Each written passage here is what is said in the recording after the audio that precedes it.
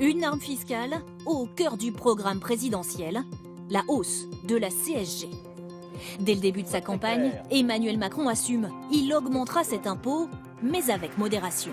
La CSG, elle, augmentera de manière limitée. Un impôt qui concerne tous les Français, car la CSG est prélevée sur chaque feuille de paye ou encore pension de retraite. Cette hausse prévue de 1,7 points fera entrer 22 milliards d'euros de plus dans les caisses de l'État. La CSG, un impôt très rentable depuis sa création. 99 milliards d'euros de recettes cette année, 120 l'an prochain avec la réforme. Mais en échange de cette hausse de la CSG, une promesse, une baisse encore plus importante des cotisations pour les salariés seulement. Résultat, une majorité de Français gagnants selon le gouvernement, avec plus de pouvoir d'achat à la fin du mois. C'est pas un choc fiscal, cette hausse de la CSG ? Ah non, je pense que c'est pas un choc fiscal, c'est au contraire un choc du travail. C'est pour permettre à ceux qui travaillent d'être justement rémunérés. C'est la moindre des choses. Avec la réforme, un salarié au SMIC aura 250 euros de plus par an sur sa feuille de paye. Pour quelqu'un qui gagne 3 000 euros net, plus 700 euros.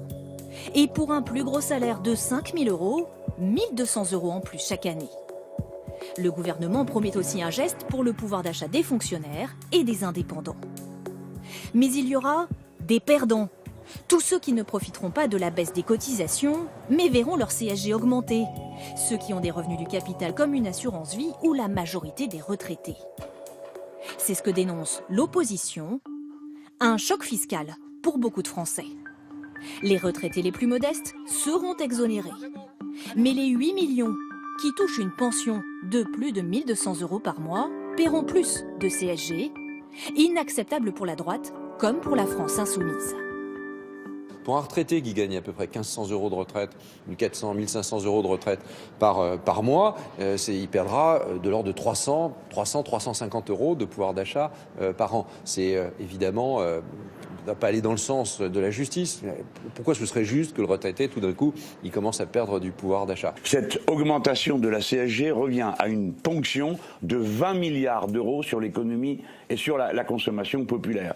J'insiste sur ce chiffre, c'est davantage que ce que prévoyait M. Fillon avec son augmentation de la TVA. Une réforme qui devrait être votée dès l'automne prochain.